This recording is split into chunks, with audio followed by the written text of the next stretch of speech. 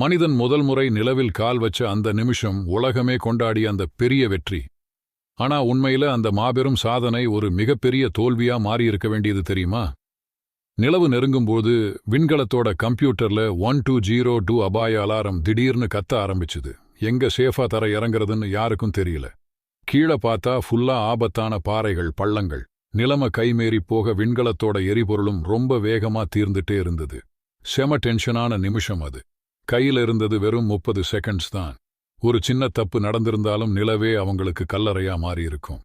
ஆனா Neil Armstrong கொஞ்சமும் பதறாம manual control எடுத்து ஈகிள் விண்கலத்தை ரொம்ப சேஃபா தர இறக்கினார்.